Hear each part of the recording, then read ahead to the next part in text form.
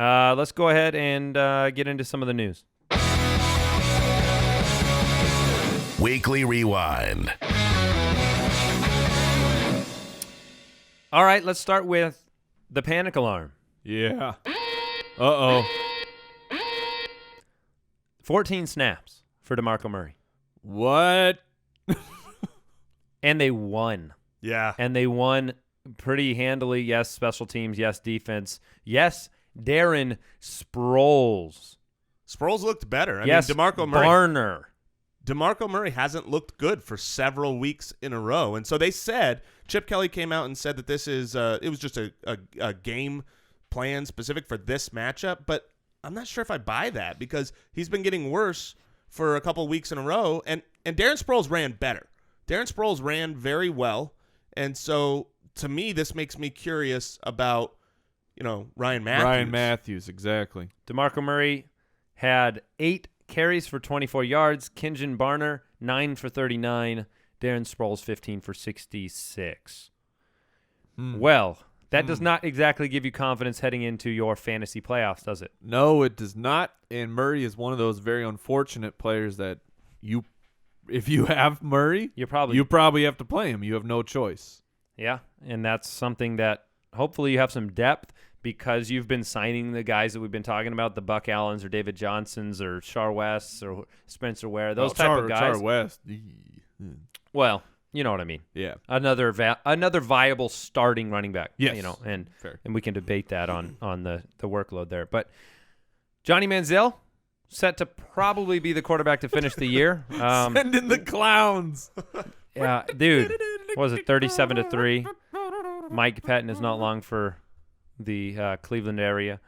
C.J. Anderson. He can get back to his professional wrestling career as Stone Cold Steve Austin. Along with the head coach of the Miami Dolphins. C.J. Anderson, what happened there? Ankle injury. Ankle injury, left the game. He says it's not a big deal. To which I say, or is it? Because the first ankle injury was not a big deal. This is really sucky timing for Anderson as he was coming on. The running offense for the Broncos was really hitting.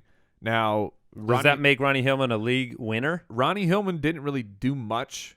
He didn't explode or anything. And Thompson was getting some decent carries, so he might be a guy to pick up off the wire this week Mike, as we evaluate things. Since you made C.J. Anderson your start of the week, how sad were you to see Thompson get so much work? Like they weren't giving it to Hillman. Well, and Anderson came out and he started the game well. Yeah. It was just one of those things, Like Andy said, I'll work on my predicting of ankle injuries for next week. Hey, you know what? I may have missed huge on Russell Wilson, but I know how to sit Stevie Johnson. Yeah. All right, and predict injury.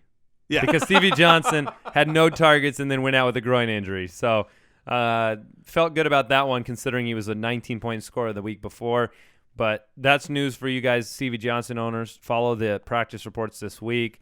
That offense, that team, you have to wonder how much they're going to have left. I'll tell you what's going on with that team.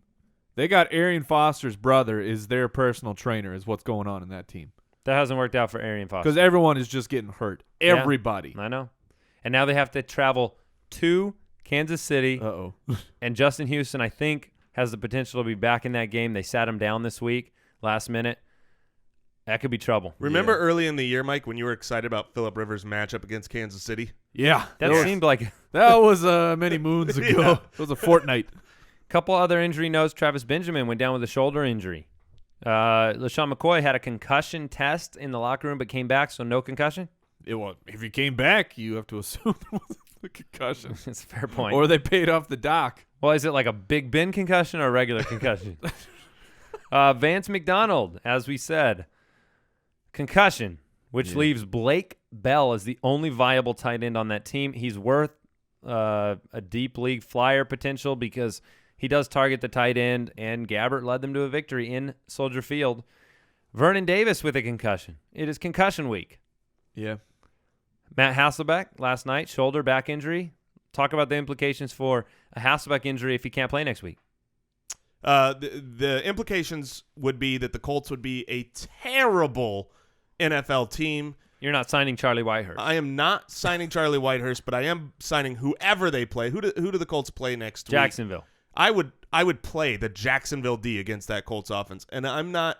While I would probably play other people over them, I'm not joking that I think they would be legitimate against Charlie Whitehurst. And I mean, you saw during the game, right, how late the calls were getting in every play because they're doing that translation thing where they're still running an offense with, one with the old play calling, and now they've got a new offensive coordinator that didn't know the terminology, and so he's sending it to the offensive coordinator who's then translating it and sending it in. Now you put Charlie Whitehurst in there. That's an offense I don't want to be a part of. Well, it's a good point. Even if Jacksonville's defense isn't great, the potential for a big mistake by Whitehurst, for a pick six, for a fumble, return for a touchdown is there. Speaking of pick six, yeah, we got. We do need to do a little water bet review, by the way. No. Because TJ Yeldon rushed for a touchdown, and you owe me 3 waters. His first. That's his first touchdown on the ground, right? Yeah, I think so. First or second, I can't remember. So, pretty nice. How did Gordon do? Melvin Gordon did as Melvin Gordon do. Fumble.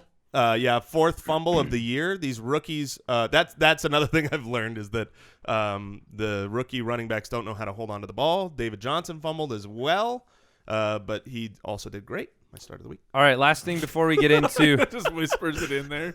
Yeah, very nice. Because we all were really down on David Johnson. All right, so last thing I want to mention is the mystery has been. Austin Seferian Jenkins is back. He has overcome whatever practice problems he had. He wasn't just practicing chess. He only played 21 of 71 snaps in his return, but he was the second most targeted receiver on that team. Dropped a touchdown. Still had, I think, 3 or 4 catches. But pay attention to him if you're desperate, like me, who has a Gronkowski and needs somebody.